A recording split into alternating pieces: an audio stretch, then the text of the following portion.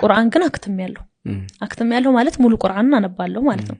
ሂፍዝ ከተባለ ደግሞ ቁርአኑ ተዘግቶ በጭንቅላታ ብቻ ማያዝ አለበት 30 ነው እንጂ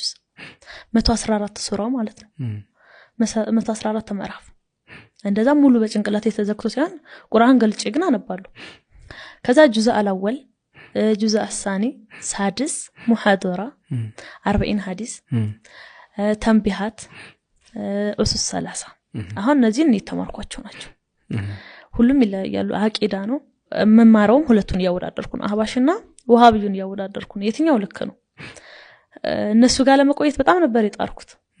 በቃ የናቴን ስሟላ ለማስጠፋት አባቴን አንገቱን አስደፋዋለሁ በሚል ውስጥ ማላምንበት ነገር በመማር ውስጥ ነበር በምን አይነት አጋጣሚ ነው ታዲያ ከእስልምና ወደ ክርስትና ለይቶልሽ እንድትወጪ ምክንያት የሆነሽ ምንድነው 11 ክፍል ስንገባ ሃይ ስኩል በጣም ብዙ ኦርቶዶክሶች አሉበት አካባቢ ነው ሃይ ስኩል ምንድን ነበር ሃይ ስኩል ነው ኮምቦቻ ሃይ ስኩል ነው የሚባለው ሃይ ስኩል ስማር በጣም ብዙ ኦርቶዶክስ ጓደኞች አፈራው እሺ እና ከነጣላ ከቦርሳቸው አይጠፋ ወደ ቤት ስንመጣ መድኃኔዓለም ደብር ሲሳለማቸዋል ውጭ ላይ ቆመው ነው የሚሳለሙት ቦርሳቸው እንዲጅ ምናምና ድርጊታቸው ይስበኝ ነበር እንዴት ነበር ድርጊታቸው ሲያሳውሽ ዩኒፎርም ያወልቃሉ ከዛ ዩኒፎርም ካስገቡት በኋላ ቀሚስ ይለበሳል እኛ ጋር በተለም እሺቲ ነው የሚብዘውተር ከዛ ነጣላቸውን አውጥተው ውዳሴ ማርያም እኔ መጽሐፍ ቅዱስ ነበር መስና የምታይ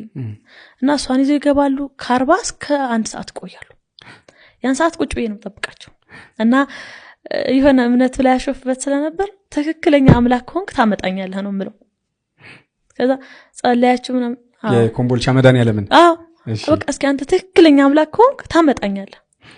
ካልሆነ አልሆነ እና እንደዛ በየኔ ጸሎት ነግሬው ስንሄድ እከራከራቸው ነበር ለምንድን ነው ለስላድን መስክዱት አይሆንም እኮ አይወለድም አምላክ የሚወለድ ከሆነ እሱን ይወለዳት ማን ፈጠራት በጣም ነው ማወዛገባቸው ከአንቺ ጋር ከርክራ አይሆንም ወይ ከሁለቱ አጥቶኝ ብቻ ምረጭ ነበር መባሉ ግን በውስጤ ትክክለኛ አምላክ ሆንክ አንተ ታመጣኛለህ ምክንያቱም